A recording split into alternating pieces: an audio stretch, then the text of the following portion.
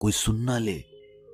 ये बात हम सब के कानों में पड़ी होगी और हमारे मुंह से भी निकली होगी, लेकिन सोचने की बात यह है कि ये वाक्य कब कब हमारे मुंह से निकलता है और कब कब हमारे कानों में पड़ता है, क्योंकि ऐसे कम ही गुप्त राज होते हैं जो हम दूसरों के कानों में पड़ने नहीं देना चाहते।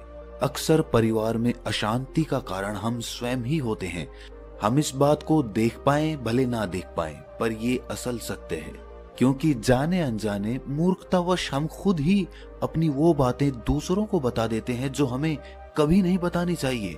और वही बातें जो जाने अनजाने हमने किसी दूसरे के सामने बता दी थी, वही हमारे दुख का कारण बन जाता है, वही हमारे झगड़े का कारण बन जाता है।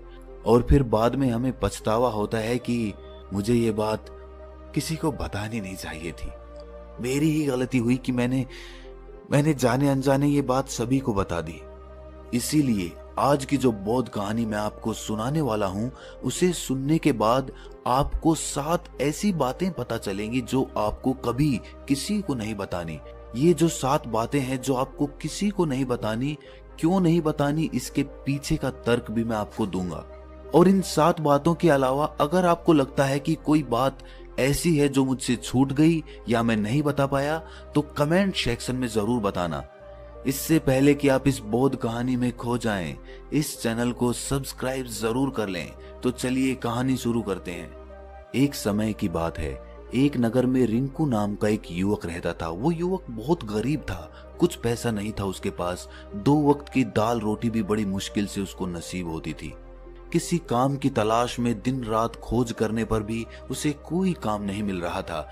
फिर एक दिन उसने अपनी पत्नी के सामने अपनी सारी समस्या बता दी। उसने अपनी पत्नी को कहा कि मैं जिस जगह भी काम मांगने के लिए जाता हूँ तो हर कोई मुझे ये कहकर काम नहीं देता कि हमारे यहाँ काम की जरूरत नहीं है। मैं काम की तलाश कर करके थक चुका हूँ। मुझे समझ नहीं आता कि मैं तुम लोगों का पेट कैसे भरूंगा, अपने बच्चों को कैसे पालूंगा, और ये चिंता मुझे दिन रात खाए जा रही है। ये सुनकर उसकी पत्नी ने कुछ सोचकर कहा कि तुम एक आदमी के पास एक बार ही काम मांगने के लिए जाते हो, और जब वो काम नहीं देता तो तुम दोबारा उसके पास जाते तक नहीं हो। अगर तुम्हें उनसे काम लेना है तो तुम्हें हमदर्दी जतानी होगी, तुम्हें उनसे हमदर्दी हासिल करनी होगी, अपनी गरीबी दिखानी होगी, ताकि वो लोग तुम्हारी मजबूरी समझकर तुम्हें काम पर रख लें। इसीलिए शर्म मत करो, उन्हें अपनी मजबूरी बताओ, अपनी गरीबी बताओ, और इसी उपाय से तुम काम पा सकते हो। ये बात रिंकू के मस्तिष्क में बैठ गई और अगले दिन काम मांगने के लिए वो उसी सेठ के पास जा पहुंचा जहां पर वो पिछले दिन काम मांगने के लिए गया था। लेकिन इस बार उसने हाथ जोड़कर उस सेठ से प्रार्थना की, उससे विनती की कि वो बहुत गरीब है और उसे काम की बहुत आवश्यकता है। वो जो कुछ भी उसे देंगे वो उसमें संतुष्ट हो जाएगा, पर कृपया करके मुझे अपने यहाँ काम पर रख ले।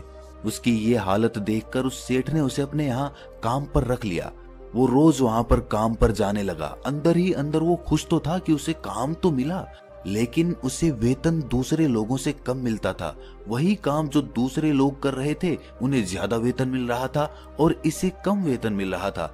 जब इस बारे में उसने अपने सेठ से कहा तो सेठ ने कहा कि देखो भाई, तुम्हें काम की जरूरत थी, मैंने तुम्हें काम दिया, मेरा धन्यवाद करने की बजाय तुम मुझसे शिकायत कर रहे हो, ये कैसी भलमनचाहत है।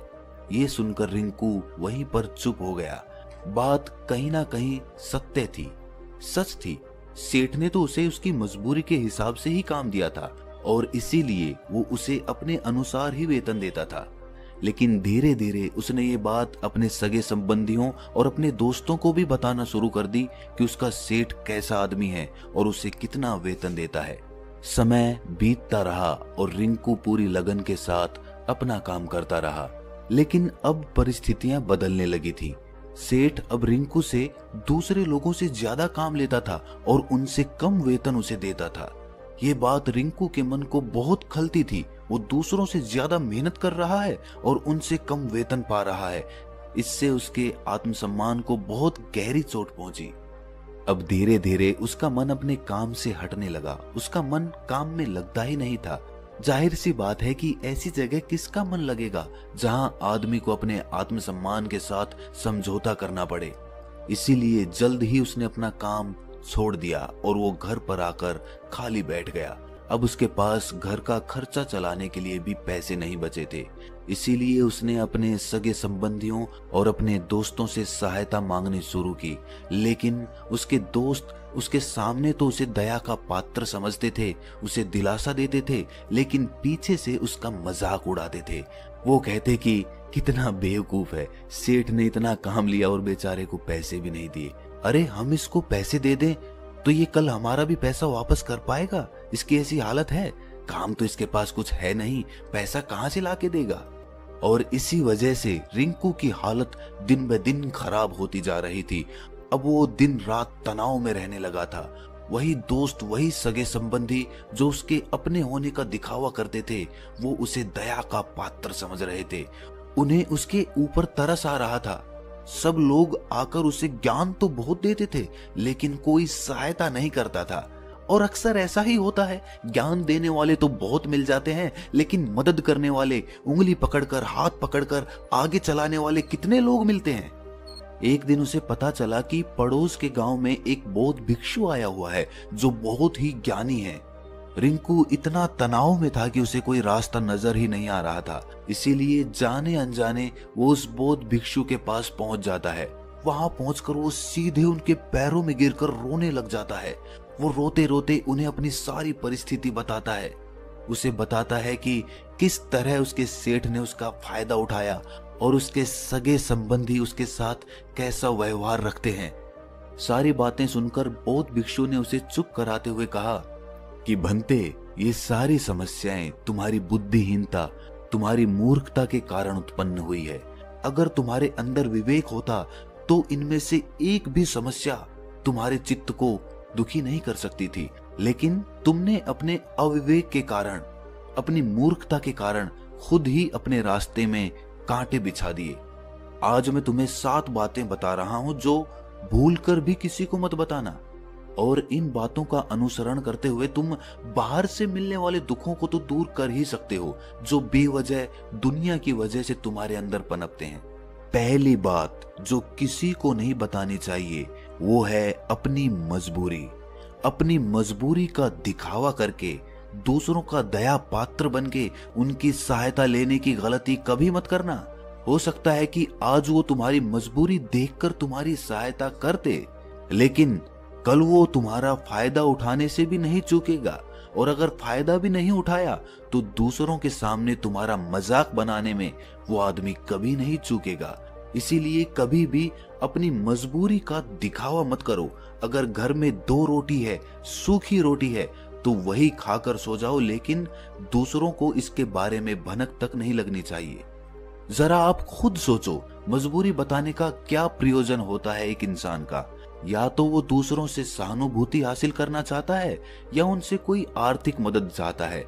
लेकिन अगर दोनों ही परिस्थितियां आप देखें तो दूसरा आदमी आपका फायदा उठाने से नहीं चूकेगा, और अगर वो फायदा नहीं भी उठाएगा तो अपनी नजर में तो वो आपको मूर्ख ही समझेगा, बेवकूफ समझेगा, और दूसरों के सामने आपका मजाक तो जरूर बनाएगा। इसीलिए अपनी मजबूरी के बारे में कभी किसी को मत बताना। दूसरी बात जो किसी को भी नहीं बतानी चाहिए वो है अपनी अतीत की गलतियां और भविष्य की रणनीतियां। जरा सोचो कि अगर हम अपने अतीत की गलतियां किसी दूसरे को बताते हैं तो उसका क्या प्रभाव होगा। वो गलतियां ठीक तो नहीं की जा सकती, जाहिर है, तो उन्हें बताने का क्या प्रयोजन रह जाता है। आप अपने अंधेरे पक्ष को खुद दुनिया के सामने बता रहे हो, खुद अपनी गलतियां दूसरों के सामने बता रहे हो। इससे उस आदमी की नजर में आपका एक चरित्र गठित हो जाएगा और वो भविष्य में हमेशा आपको उसी नजरिए से देखेगा। इसीलिए किसी भी आदमी की नजर में अपना चरित्र गठित मत होने दो। और जरा सोचो कि आप व्यर्थ में ही अपने भविष्य की रणनीतियां दूसरों के सामने बता रहे हो। जो लोग आपके काम का हिस्सा ही नहीं हैं, उनके सामने अपनी भविष्य की रणनीतियां, अपनी डींगे हाँकने का क्या फायदा? वो लोग आपकी सहायता तो नहीं करेंगे, लेकिन आपकी भविष्य की रणनीतियों में बाधा जरूर बन सकते हैं। आप खुद अपने विवेक का इस्तेमाल करिए और सोचिए कि आपके साथ भी ऐसा हुआ है कि आपने अपनी भविष्य की रणनीति किसी को बताई हो और वो कामयाब ही ना हुई हो। जरूर हुआ होगा, जरा गौर से सोचिए। तीसरी बात जो किसी को नहीं बतानी चाहिए वो है अपने घर की बातें। जो भी हमारे घर के अंदर आपस में बातचीत होती है, हमारे माँ बाप के साथ, हमारी पत्नी के साथ, हमारे बच्चों के साथ, वो बातें परिवार तक ही सीमित रहनी चाहिए। अगर आप इन बातों का दूसरों के सामने ढिंढोरा पीटते हो तो दूसरों को आपके घर में घुसने का एक मौका मिल जाता है और वो इसका फायदा उठाने से कभी नहीं चूकेंगे। वो आपके परिवार के सदस्यों को आपसे दूर लेकर जाने की कोशिश करेंगे। अक्सर ऐसा होता है, हम समाज में देखते हैं कि हम अपने घर के झगड़ों को कम करने के लिए उन झगड़ों को अपने पड़ोसियों और दूसरे सगे संबंधियों को बता देते हैं, लेकिन इससे आपको सहायता कभी नहीं मिली होगी, बल्कि आपके घर के लड़ाई झगड़े और ज्यादा बढ़ गए होंगे और वो जाहिर है वो बढ़ेंगे। अगर आप अपने माँ बाप की बात दूसरों को बताएंगे तो आपके माँ बाप को बुरा लगेगा ही कि हमारा बेटा हमसे बताए बगैर दूसरों को ये बातें बता रहा है। इसीलिए अपने घर की बातें और अपने घर के लड़ाई झगड़े किसी के सामने मत बताना। अगली बात जो मैं आपको बताने जा रहा हूं, जो किसी को नहीं बतानी चाहिए, वो सुनने पर बहुत अजीब लग सकती है, लेकिन उसका सत्य भी मैं आपको एक तर्क के माध्यम से दूंगा। मैं कहता हूं कि अपनी आमदनी किसी को मत बताना। अब अपनी आमदनी ना बताने के पीछे क्या प्रयोजन हो सकता है? जरा सोचिए कि आप अपनी आमदनी अपने दोस्तों को बता देते हैं, तो जब आपके दोस्तों को जरूरत पड़ेगी तो वो सिर्फ आपको ही याद करेंगे, क्योंकि उनको पता है कि अगर आपकी आमदनी ज्यादा अच्छी है तो आप ही उनकी मदद कर सकते हैं, और इसीलिए ज्यादा लोग आपसे सहायता मांगेंगे। और जब आप उनकी सहायता नहीं करेंगे तो वो सोचेंगे कि इस आदमी के पास पैसे हैं, मेरी सहायता कर सकता है, लेकिन ये सहायता कर नहीं रहा है। और इसीलिए आपकी आमदनी आप दोनों दोस्तों के बीच एक झगड़े का कारण हो सकती है। कम आमदनी होगी तो लोग मजाक उड़ाएंगे और ज्यादा होगी तो सहायता मांगेंगे, तो अपनी आमदनी बताने का कोई प्रयोजन नहीं है। अगली बात जो मैं आपको बताने वाला हूं उसे अपनी गांठ बांध लेना और किसी को ये बात मत बताना। अपनी कमजोरियां और अपनी ताकत। अक्सर इंसान को पता नहीं होता है कि उसकी कमजोरी या उसकी ताकत क्या है, लेकिन अगर आपको अपनी कमजोरी और अपनी ताकत पता है तो पहली बात तो आप बहुत ही बुद्धिमान आदमी हैं, और दूसरी बात कि आपको ये बातें किसी से साझा नहीं करनी है, क्योंकि अगर आपकी कमजोरियां दूसरों को पता चल गई तो वो आपकी कमजोरियों का फायदा उठाएंगे, और अगर आपकी ताकत पता चल गई तो वही ताकत आपकी कमजोरी बन जाएगी, क्योंकि वो ताकत दूसरे आदमी को पता है और वो ताकत की काट भी ढूंढ ही लेगा।